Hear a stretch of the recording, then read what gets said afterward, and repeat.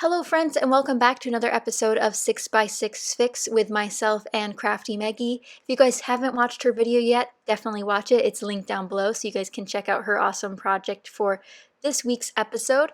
And if you guys have not watched 6x6 Fix before, we are put forth effort to use our 6x6 paper pads up a little bit more twice a month each month. And I will have the playlist linked down below so you guys can check it out. Today I'm featuring the Bo Bunny 6x6 paper pad and scrapbooking some cruise photos. As several of you know, I went on a cruise way earlier this year, and I know 2020 is kind of a crazy thing, and I'm really glad I ended up getting a vacation in early because we're not leaving now. But I do hope you're all staying well and staying safe. My first tip for using 6x6 paper pads, and I do this on several of my layouts, is putting two of the same pattern together to span a 12-inch page. It's a great way to use up that pattern paper in a way you would normally use 12 by 12 paper, and it's just easy to expand those patterns, especially if you don't have a collection in any 12 by 12 format. Another great way is with photo layers. These are perfect for your 4x6 photos, and I always print mine 4x6 lately, so this is a great way for me to use those 6x6 scraps and tuck them in. And I end up going with a color scheme determined by this paper pad and also my shirt, which is yellow, so you guys can see that yellow is going to be the main color there on the left hand side of this 12 by 12 white cardstock. Originally, I do consider adding in that contrast with the black, but I stick with the pink, yellow, and blue color scheme, which is a little bit of an off twist of the traditional primary colors, just in their pastel forms.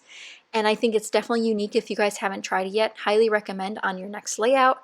And I do like to mat all of my photos in different patterns if possible. So for this one, I'm starting with a sort of like a tiled pattern first, and now I'm looking for additional pieces, along with using that yellow scrap there. So I do repeat this pink one. I do have a scrap of that on the left photo, and now I'll have a full layer of it on the right hand photo.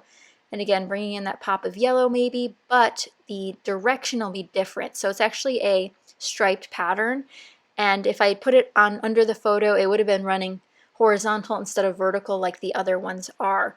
So I end up pulling out one more 6x6 piece, and this is just one with a bunch of fun words on it. And what's really nice about 6x6 paper is it's a smaller pattern, so they're not as obtrusive as some of the patterns that come on 12 by 12 papers are. So if you're not a huge fan of 6x6 papers, I get it. I use them a lot for card making as well, so I have a dual purpose for them in scrapbooking and card making. But if you just realize how easy it is to use on your layouts, I promise you'll be pulling for them on every layout like I do. So here I'm going to trim my white cardstock 1/2 inch on two sides so I can mat it on this beautiful marble paper. Now when I've used this marble paper in the past, people have always asked where it's from or who it's by, and it's by Colorbach, and it's not cardstock. It is very thin weight paper, but it is very beautiful and unique. And so I just wanted to tell you guys that in case you're interested. Here I decide to freehand a circle on the back of the word print that I'd shown you earlier. I just go around with a pencil or a pen like 10 times until it looks okay, and then I trim it. And luckily half of this circle, 3/4 of the circle, is underneath my photos, so you won't be able to see those rigid edges. If I were to have seen more, I would have traced a bowl or a plate to get that perfect circle. Or if you're lucky, you could use a cutting device like a Cuttlebug, a Sizzix, Big Shot, or even a Silhouette. You know, using those tools if you can. I didn't have any circles large enough to do that, so freehand it was. And there's nothing wrong with freehand cutting any shape. Circles aren't necessarily my favorite cut to do, but I've done several layouts before where I freehanded and they turned out okay. So here I'm going to start gluing down my elements, starting with those two 6x6 yellows, making sure the pattern lines up. This is an important piece. Make sure the patterns line up properly because they will not be even on the top and bottom, so make sure you put the proper stripes together. And then I'm actually going to pair it with some washi tape, and I go with this like light pink color. It is definitely not the perfect match of pink for this collection. There's a lot of variations of pink, but I don't think it's a perfect match, but I do like that pop of pink all the way to the left hand side. And you'll also notice that those yellow papers do not go beyond the border of the white cardstock, and I did that on purpose as well, just to give it a full framed look. I didn't want anything too crazy impeding over that boundary. So this is where I start pulling from my actual July 2020 How to Kill a Kit with Style. So this is the kit I'd pulled out. Lots of fun die cuts, and I got to use a bunch of them, which is really exciting because I didn't think I'd end up pulling out too much, but there was a tropical feel for this particular kit, so it does make sense that I could use some of it. However, there weren't any 6x6 paper pads in the kit, so I definitely had to reach out for that particular challenge of this layout. So I pull out that Doodlebug Sunny word. I have an ampersand, which is from Pink Fresh Studio. I pulled out that pink and dotted tag, which is from Fancy Pants. And I'm going to experiment with a lot of things. I have a lot of little embellishments pulled out I thought I might use. I have that chipboard XOXO in the bottom right, bringing in this hot pink color, which kind of matches the other pinks. I'll tell you right now, guys, maybe in the close-ups you'll be able to tell. All of the pinks don't match. They just have to be close and far enough away where you can't tell. And that's kind of my plan for a lot of these layouts, is doing what you can with what you got. And that also means bringing in other pieces. So I brought in some flair here from the Scrap and Happy Studio. Love her flair. I'm also looking at some of these puffy stickers I pull out from Illustrated Faith. And I do test out this Illustrated Faith alphabet sticker, but then they didn't have the right colors for the word that I needed since it's a multicolored alphabet, so I decided not to. It's also not the right shade of pink. This one's a bit off compared to the other ones, but I end up finding this Jelly Bean Soup font that I really like, and I end up going with that in the end. But first, some more stickers. I found these cute glasses stickers, which are from Photo Play, and you guys know I've wanted to play with more Photo Play stuff. I do have this particular sticker sheet where worked out really well because I'm wearing sunglasses in the photo on the left. And as I mentioned, these are cruise photos, and this was before the cruise launched, but we were just sitting on the cabana and just chilling out and relaxing, and that's what this will be in the beginning of that section of the album, and essentially just saying sunny days ahead, as you can tell from the title. So here's where I debate if I want washi tape, and I just cannot find anything in the right color scheme for this because I have an interesting teal blue. I also have the baby blue that's in the layers of my photo mats.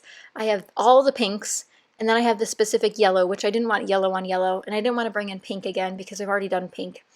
But as here I go building my clusters again, a majority of things will be in the same exact spot, just glued down this time, which is definitely progress for a completed layout. But hopefully you learned some new tips or tricks for using your 6x6 paper pads, or maybe a new color scheme that you could use on a layout. But here I'm going to try to fuss around with these embellishments to create a cluster above my photo, to the right of my photo, and to the left of my photo. And that's my typical. I like tighter clusters. I don't like things that are too far spread apart. So that's just what I prefer. It really depends on your style and what you prefer. On the left there, it's a little bit too just round. There's too many round pieces, so I need to find something else to fill in that space. I grabbed this little banner to help make a little different shape over there, and that's from Illustrated Faith. I've had this sticker book for a while, and I haven't pulled for it in a few weeks, few months, probably months, and I did want to pull for it for this particular layout.